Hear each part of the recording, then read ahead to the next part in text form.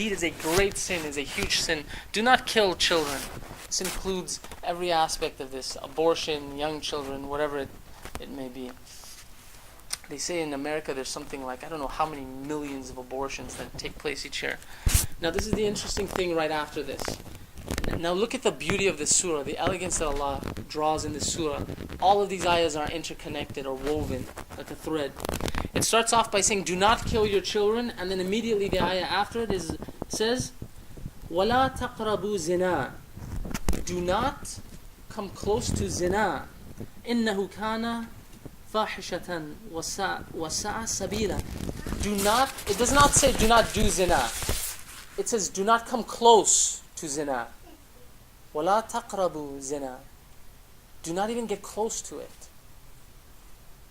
Now, interesting thing. Look at the first ayah mentioned in the second ayah. The first ayah is do not kill your children. The second ayah is do not come close to zina. Why? Why do people commit abortions in this country? Look at the reason they commit abortions. The reason is if you take the majority of these young girls who commit abortions in America, in this country, you ask them, why are you committing abortion? Well, I had this baby with my boyfriend and I don't want it now. So I'm getting... Why? Why don't you want it? وَلَا تَقْرَبُوا زِنَا. Why? Because the killing of children is interrelated to zina. Yes, there are married people who commit abortion, who have abortions, but it's much, much, much, much less. Very few married people will say, yeah, we'll have children and just have an abortion. It's rare. It might happen, but it's rare. The majority of this happens because the killing of children happens because of zina. And Allah draws this very interesting thread for us, showing us this in the Quran. وَلَا تَقْرَبُوا زِنَا. Do not even get close to it. إِنَّهُ كَانَ فَاحِشَةً وَسَاءَ سَبِيلًا. Why? Because it is a path or a way to evil. That once a human being commits zina, all of these other things come into their lives. When a human being commits adultery, so many other things happen. Lies have to happen. Hiding has to happen. Killing of children has to happen. All of these different things occur in the person's life just because of zina. There's an interesting study done regarding adultery, and they say that they've proven that adultery shortens the life of a person.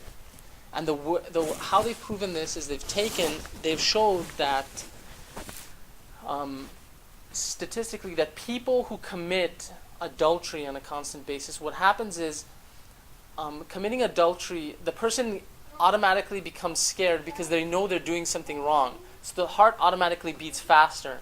And during their life they're under an increased amount of stress. That stress spanning out throughout their entire life actually shortens their life. And it gives way to heart attacks and different other conditions.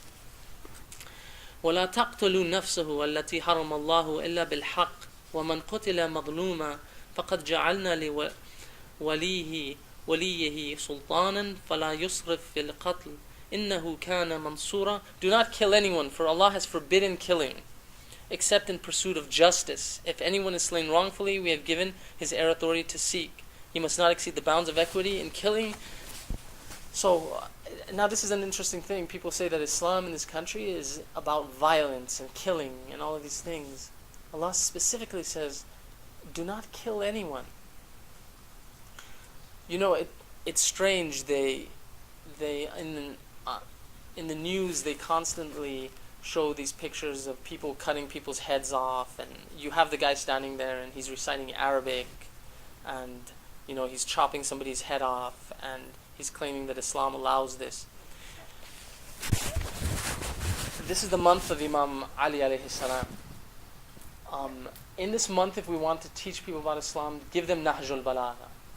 Yes, Quran is important, but give them Nahjul Balagha. Hadith of Imam Ali alayhi salam, a beautiful hadith Imam Ali said is, when you slaughter an animal for food, we all eat, he said, do not let the other animals watch.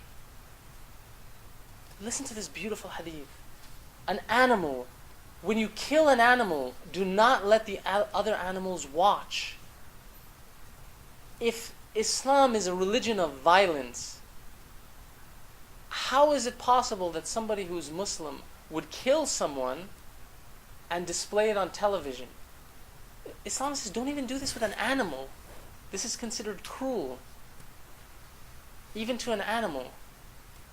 How would Islam condone this? وَلَا تَقْرَبُوا مَالَ يَتِيمٍ. Do not come near the property of the orphan. Islam didn't say, don't take the property of the orphan. Don't steal the property of the orphan. Don't get close to it. Don't think about it. Islam said, protect the orphan. There are so many hadith that the person who puts his hand on the head of an orphan, Allah will give him a reward on the Day of Judgment. Just patting the head of an orphan, just doing this to someone who doesn't have a mother or father. Allah will reward that person. Before he comes of, do not touch the wealth of an orphan before he comes of age, except with the best of أحسنوا حتى يبلغ الأشده وأوفوا بالعهد إن العهد كان مسؤولا. Be true to your promises, for you will be called an account to all that you promise. So when we say something, we have to mean it. And then وأوفوا الكيل إذا كلتم وزنوا بالقسطاس المستقيم, and give full measure whenever you measure, and weigh with accurate scales. Do not cheat. This is something that's rampant in the Muslim world. Do not cheat. There's a hadith of Imam Sadiq or Imam Kawther, I can't remember, and he said, if you want to measure a mu'min's iman, do not look at how he prays, do not look at how he fasts, look at how he does business. Because you will see a true mu'min in the way he interacts with people with money. It is very easy to pray a lot, it's very easy to fast a lot, it's very easy. These things become habitual. We can do these things very easy. But having control of dunya is a very difficult thing. So if we want to look at the iman of a person, look at how attached they are to money, how they do business, do they cheat people? ذَلِكَ الْخَيْرٌ وَأَحْسَنُ تَأْوِيلًا. That is fair and best in the end. وَلَا تَقْفُ مَا لَيْسَ لَكَ بِهِ عِلْمٌ إِنَّ السَّمْعَ وَالْبَصَرَ وَالْفُؤَادَ كُلُّ أُولَٰئِكَ كَانَ عَنْهُ مَسْئُولًا. Do not pursue that of which you have no knowledge. A human being's eyes and heart, ears, eyes and heart shall be called to account. There's a tradition from the Imam that this verse is referring to.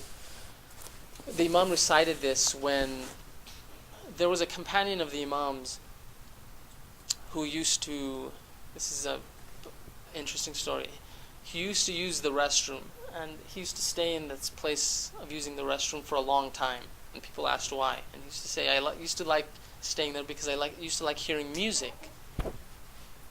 And so the Imam recited this verse that the ears, the eyes, and the heart will be questioned. Everything will be questioned on the Day of Judgment. So whatever we hear, whether it's backbiting, singing, music, haram music, all of these will be questioned, called to account. وَلَا تَمْشِي فِي الْأَرْضِ مَرَاحًا إِنَّكَ لَن تَخْرِقَ الْأَرْضَ وَلَن تَبْلُغَ الْجِبَالَ طُولًا. Do not walk on the earth with an air of conceit or pride, for you cannot rend the earth asunder, nor can you rival the mountains. Conceit, pride, arrogance. This is one of the greatest sins that we have in Islam. After shirk and after a few other sins, there is no greater sin than pride. There's a tradition from the Prophet sallallahu alaihi wasallam.